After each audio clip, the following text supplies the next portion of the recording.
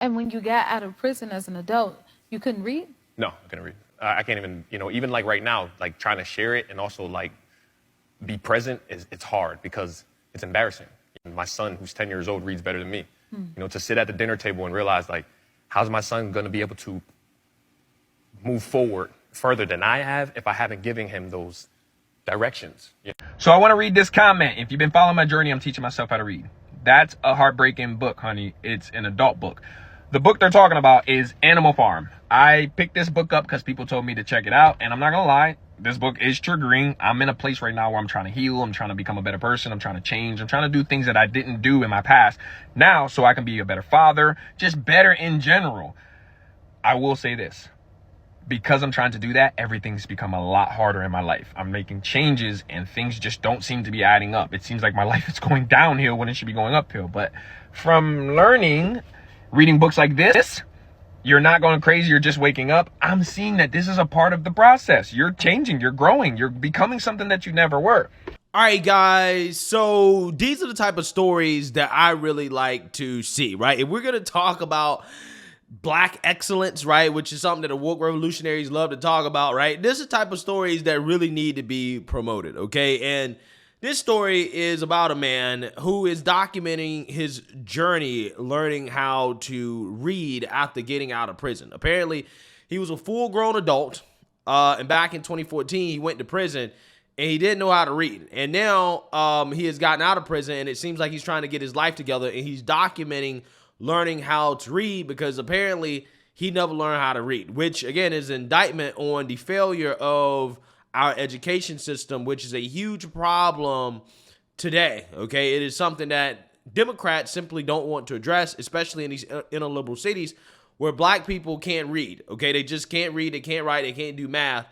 And again, the outcome is situations like this that you see all too often where you have full-grown adults who, again, don't even know how to read. So I actually want to play this video of him learning and teaching himself how to read because he's going to break down in tears, at the process of him actually learning how to read. So let's watch it. Be angry and don't learn. Because regardless, this is why people give up. When you see an adult and they be like, why you never learn? Because this is what they would have to go through. I don't know if they'll go through it like me, but I'm going to tell you something. If you don't know how to read and you're an adult and you're going to start learning how to read, you will not get through this without any vulnerability, bro. Like you don't. Ah! I feel this, right? Low-key, I feel this, okay? I've been trying to learn Spanish, and I feel the same way. I regret not learning a second language as a kid when it's a lot easier to learn it. So I definitely kind of feel what he's saying in regards to learning how to read as an adult. Like I can imagine it's probably the same or similar to learning a new language as an adult. It is extremely hard and difficult to do. So I definitely understand the frustration. I'm supposed to know this! I'm supposed to know this shit already! Ah!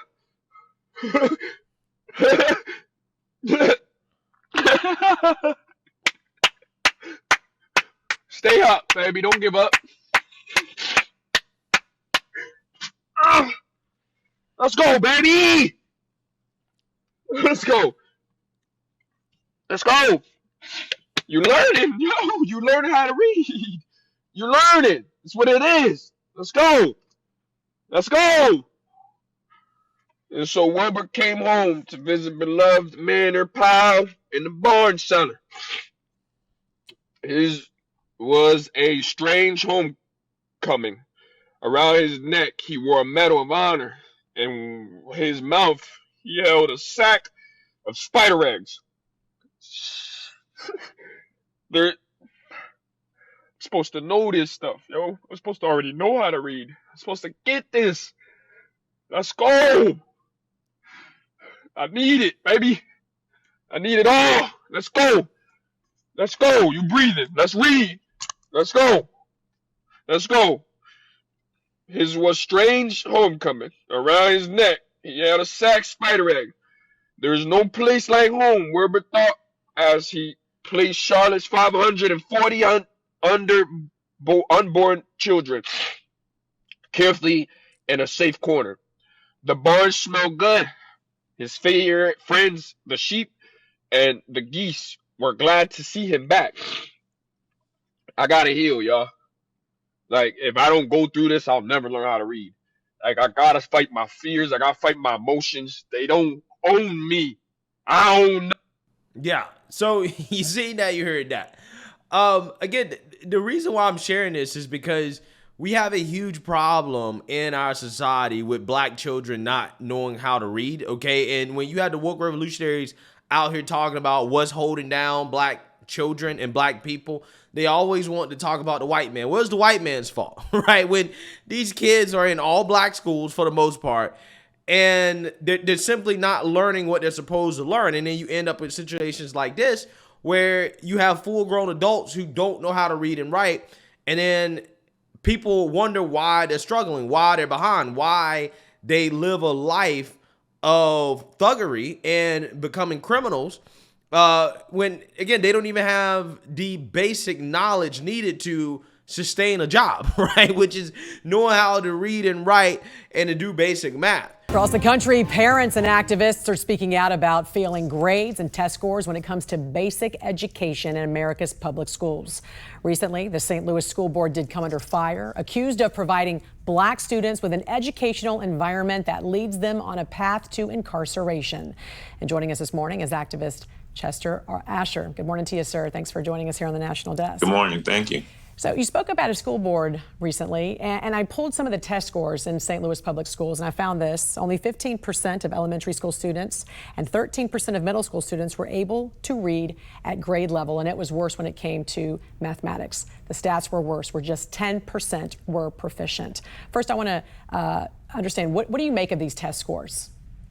It means death for our kids in our community, both literal death and economic death. And so St. Louis has the highest murder rate in the nation.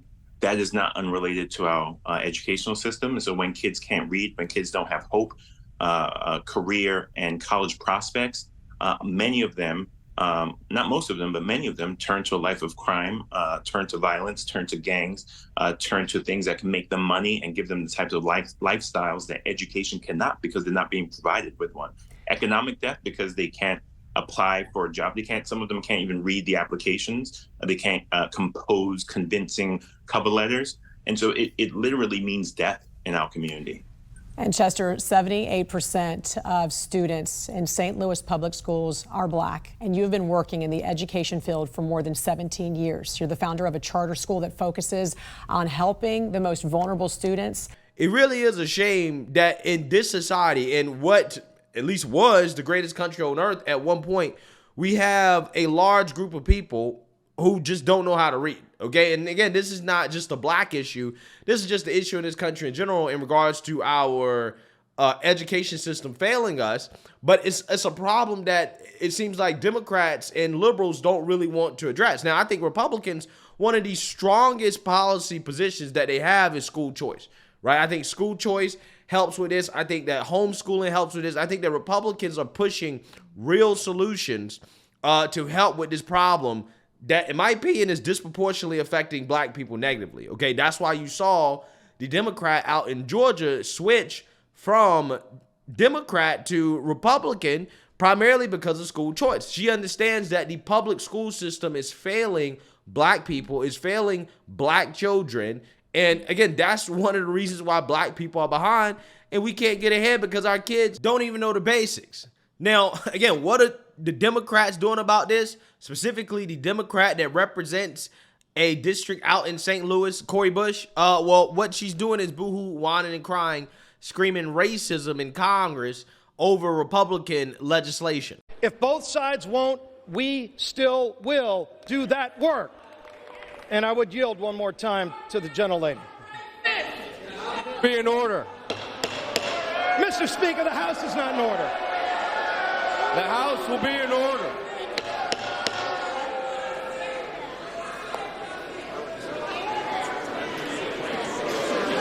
The House will be in order. Are those even more strikeable? The gentlelady from Massachusetts is recognized. Yeah, so again, that's what you have the Democrat representative in that district doing in Congress, right? Being an agent of chaos. I've heard her talk about defund the police. I've heard her talk about reparations. I've heard her talk about systemic racism. I've heard her talk about white supremacy. I've heard her talk about everything except the actual real issues that are negatively affecting black people in her community, which is education and crime. But again, this is who black people turn around and line up and vote for. They don't vote for candidates that are going to provide better education for black children and get criminals off the streets, right? They vote for people like Cory Bush, who is going to basically embolden criminals and waste time on legislation that will never get passed, right? Promising black folks a handout that they're never going to get. Again, this is the problem, man. It really is. Democrats don't care. But then again, I can't say the Republicans are doing a good job on a national level of making the case. Because I think if Republicans spent more time talking about the education crisis that is happening in these liberal cities, talking about school choice, saying that, hey, we can do better, talking about the education crisis that's happening in this country, I think they'd be doing a lot better, right, in general, if they spent more time on that than some of the issues that they spend time on. So, hey, again, I love to see that this man is learning how to read. Okay, I hope that this story is true, but on the internet, some people do stuff like this for clout. You can never actually really believe 100% what you see on the internet. But I'm gonna give him the benefit of the doubt and assuming that hey, he's actually legitimately learning how to read. And if that's the case, kudos to him, right? I want to see more of that, right? That's what we should be celebrating and promoting. So let me know what you guys think. Make sure you like, comment, and subscribe. Most importantly, share a black conservative perspective. Peace.